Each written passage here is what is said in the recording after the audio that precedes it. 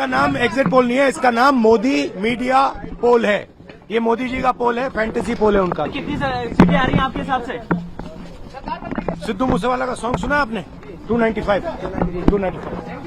देखिए, राजनीतिक विवशताओं के कारण शायद से राहुल गांधी जी को एक सिलेक्टिव मेमोरी लॉस हो रहा है। तो यंग युवा जो 20 से 30 साल के बीच में देश का कोना कोना घूमता है और एक देश की जनता के सामने एक अपना एक्यूरेट प्रोफेशनल एस्टिमेट लाने की कोशिश करता है। सही या गलत हो सकता है, बट उसकी प्रोफेशनल इंटेग्रिटी पे बिना कोई फैक्ट्स और फिगर्स पे सवाल उठाना मेरे हिसाब से काफ़ी दुर्भाग्यपूर्ण है। जो हमने ज़मीन पे देखा वही हमने जैसे पिछले 40 चुनाव के अंदर हमने देखा था उसी तरीके से भी हमने पाया। देखिए, राजनीतिक विवशताओं के कारण शायद से राहुल गांधी जी को एक सिलेक्टिव मेमोरी लॉस हो रहा है, क्योंकि तेलंगाना असेंबली इलेक्शंस के जब एग्जिट पोल्स आए थे तब उनके इस वक्त के चीफ मिनिस्टर और उस वक्त सीएम डेजिग्नेट ने हर टीवी चैनल में आकर इंटरव्यू दिया था और कहा था कि हमारी पार्टी एग्जिट पोल्स को देखकर बहुत ज़्यादा एक्साइटेड है और हम अपने कार्यकर्ताओं को कहेंगे कि पोलिंग बूथ पे प्रेजेंट रहें, क्योंकि उस वक्त हर exit poll including our exit poll ये कह रहा था कि कांग्रेस पार्टी जो है वो तेलंगाना के अंदर सरकार बनाएगी।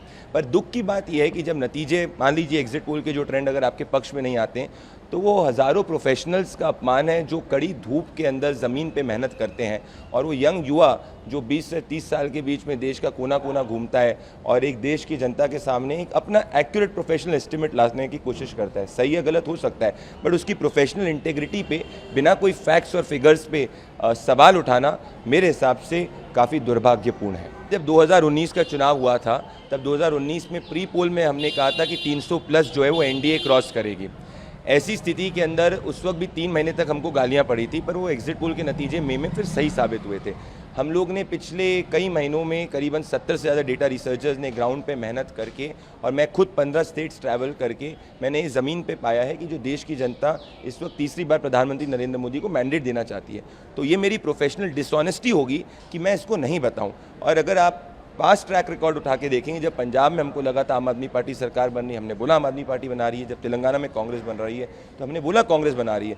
बट इस वक्त अगर देश की जनता प्रधानमंत्री नरेंद्र मोदी को बड़ी मैंडेट हमारे ग्राउंड असेसमेंट के हिसाब से देना चाहती है तो हम फेक न्यूट्रलिटी के दौर के अंदर, पॉलिटिकल न्यूट्रलिटी के दौर के अंदर हम प्रोफेशनल डिसऑनेस्टी नहीं कर सकते। तो जो हमने ज़मीन पे देखा वही हमने जैसे पिछले 40 चुनाव के अंदर हमने देखा था उसी तरीके से भी हमने पाया।